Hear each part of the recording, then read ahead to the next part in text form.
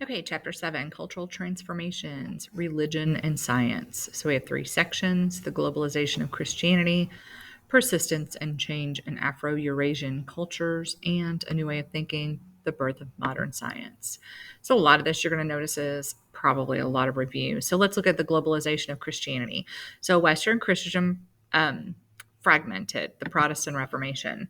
So we know that the Protestant Reformation was started when Martin Luther tacked the 95 Theses up on the door of the church in Wittenberg. When he did this, one of the reasons that made it so easy for the Protestant Reformation to happen was because of the printing press. So he does this, and somebody takes it down and they print it, but not only because of the printing press, which is one of the key players, but because it was in everyone's own vernacular. So people could actually start to read things, and then they started printing the Bible in each person's own vernacular. And so the printing press is going to play a huge role in the Protestant Reformation. Martin Luther, one of his biggest grievances was he was against the selling of indulgences where people had to pay their way to get into heaven. And he said that people should go to heaven by faith alone. And so that was kind of one of his biggest things. So as you'll see here, we have several branches of Protestantism. We have the Roman Catholic right here. 95 Theses was tacked on the door of the church in Wittenberg. And then you have the Lutheran church that's formed, again, by accident, not on purpose. So the Protestant Reformation is everything here in green. And during the Protestant Reformation, you have the Lutherans, you have the Calvinists and the Presbyterians, your Anabaptists. And then the American churches have a great awakening. And so some of the ones that are going to kind of come off of Calvinist and Presbyterian are the Methodists, the Baptists, and your Adventists, like your 7-day Advents. Anglicanism, the Church of England, started by Henry VIII. Then you have, up here in the 19th century, you have Restorationism, which also is going to bring about your Pentecostals.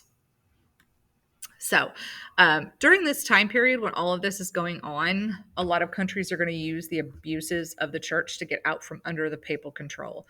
And so Martin Luther is going to be excommunicated from the church. Again, that's kind of a key player there, the church. When he's excommunicated and that new church, Lutheranism, is formed, a lot of different countries are like, yes, we're going to do the same thing. We don't want the church to be in control. The church had all the power, they had all the money. Nobody really liked it. John Calvin starts Calvinism, and his biggest idea is the idea of predestination, the idea that God has already chosen who's going to heaven, and so it doesn't really matter what we do. That's already been chosen for us. So we have this big break in the church.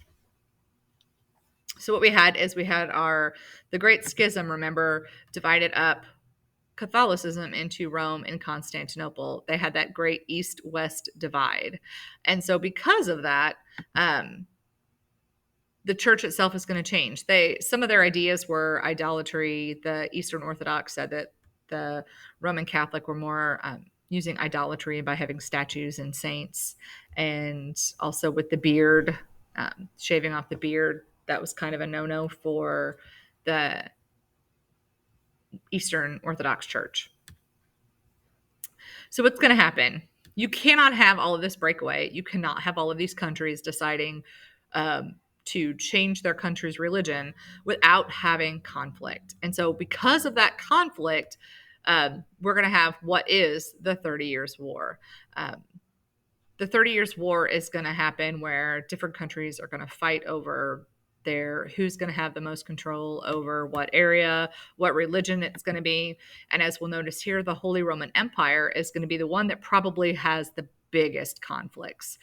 So you see all of these different changes within, you see all these different religions, Protestants, some different Protestants, Catholics, Eastern Orthodox Christians are not in here, but they're not far off. So you have all these different, so obviously this is where most of the 30 Years' War is going to take place, is within the Holy Roman Empire.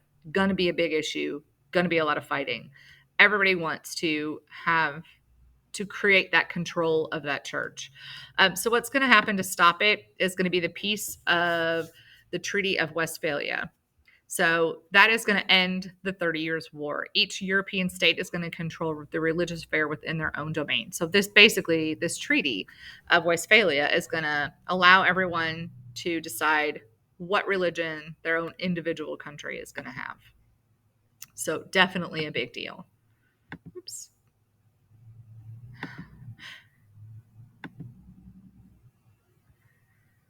Next, we're going to have Christianity outward bound. So the Spanish and the Portuguese are going to see their quests as an expansion of their original crusade, that fight to get Catholicism to be that important church for them. So what we see in the Americas, and remember that really Catholics and Christians alike, they're really the ones that are out there really pushing to get people to convert. You don't see a bunch of other religions doing that, but they do.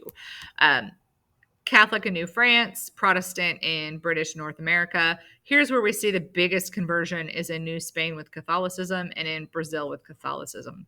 This is where we're going to see our heavy Christian presence, okay? That's where we're going to see a lot of the conversion going on. When we look over here, we see that we have our Catholic Protestant divide in Europe. We have our Eastern Orthodox Church from the Great Schism. We have the Qing Empire does have a Catholic presence. Now, I know that's kind of crazy because we don't think of them as having any Christian presence at all, but the Jesuits are going to go in, and they're not going to be pushy. They're not going to ask for conversion. They're just going in there. And I'm going to get to that a little bit more here shortly, because there's a reason that they let them in. Kind of liked all their stuff that they had, and it was all good until it wasn't. The Mughal Empire is going to have some minor Catholic presence, but not a whole lot. Kind of gives you an idea here that you do have a lot of different, you have Catholicism and Christianity throughout the world. The Philippines, remember from last chapter that the Spanish went in and created Catholicism, and it was not a hard sell to the Philippines. So conversion and adoption in Spanish America. So in America, what's going to happen is as the Europeans come in, they are going to destroy all local traditions and they're going to demand conversion. During this time period, women are actually going to end up losing roles in the church. If you'll notice, as the Spanish still adopt Christianity, there is a difference in South American Christianity and European Christianity. One of the biggest things that you'll see is the dress. Also on their cross here, they have got Jesus is covered. So it kind of gives you an idea that they were very different. Now, when the Christians came in, they were not welcoming of their idols. They defecated on them. They destroyed them. They didn't like their own pagan rituals is what they considered them. And so they tried to get rid of them.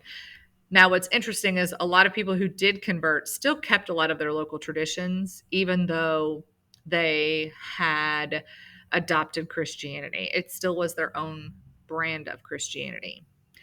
Not everybody was on board with this. So the Taki Onkoi movement is basically going to be a movement where the indigenous are going to fight off the religious conversion and colonization of the Europeans. This is their biggest thing. They want to fight all of this conversion. They want to fight all of this colonization. So it's really an anti-European movement is what it is. And they fight them off with a little bit of success, but all in all, the Spanish do come in and take over.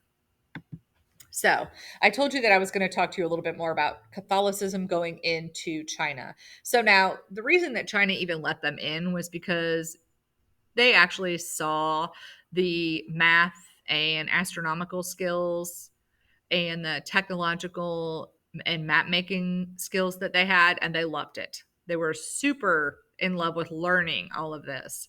And everything was great until the Pope claimed authority over the Chinese Christians, and that is when the Chinese kind of drew the line in the sand and they're like, okay, we're done. You're out. Because they're like, we're over our people. We don't need you over our people. Like, we're in control of our people. And so the Ming Dynasty definitely got rid of them. But the reason that they were able to convert was that Christianity during the Ming and Qing dynasties had gone through and reached China and gone in. But the Jesuits did not insist on conversion. Now, keep in mind, the Jesuits are they were started by Ignatius of Loyola. And his ideas were that it was to be more like Jesus instead of less following the actual more traditional roles of Catholicism. So you don't have a mass conversion to Christianity in China. And today they're still not very welcome there. But you do have some conversion. And it was all okay until the Pope said, well, I'm kind of in charge of these people. So let's look here.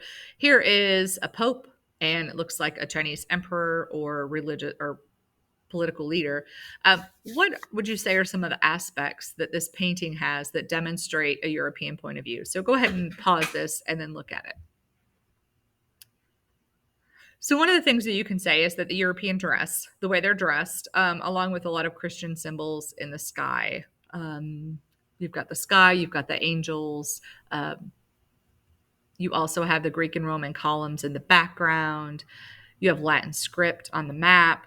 All of this is showing us that it's definitely from a European vantage point. And that is the globalization of Christianity. Again, a lot of that is probably a review, but that is where we are.